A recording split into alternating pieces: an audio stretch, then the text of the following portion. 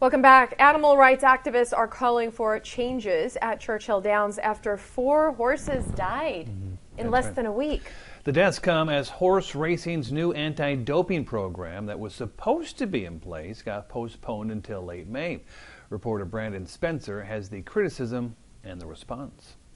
Why was there a suspension while the most important race in all of horse racing is about to occur? That is the big question Animal Wellness Action President Wayne Pacelli is asking. He's referring to the mid-May suspension of horse racing's new anti-doping program that would create a national standard for testing. The Federal Trade Commission oversees the Horse Racing Integrity and Safety Authority and said the suspension was made to, quote, avoid the chaos and confusion that could occur if the anti-doping rule became effective on May 1st, end quote. Pacelli believes the suspension may be one of the reasons for this cluster of injuries. The drugs may be making them more vulnerable as they're racing at 45 miles an hour on a track.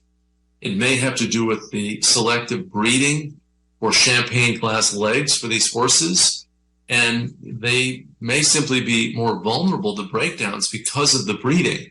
In a statement Wednesday, Churchill Downs called the events highly unusual and completely unacceptable, going on to say they have full confidence in their racing surfaces and that riders and horsemen feel the same way. The same turf track 3 of the 4 horses were injured on was under scrutiny in 2022 after it was installed.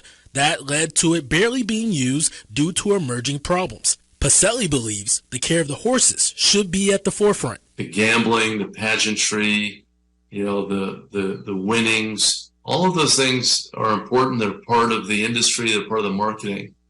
But don't forget about the horses. They're responsible for the entire enterprise. 2 more horses were pulled up and dropped from their respective races on Wednesday at Churchill Down. But as of now, the injuries are not expected to be life-threatening, and they are both back at their barns and are being monitored.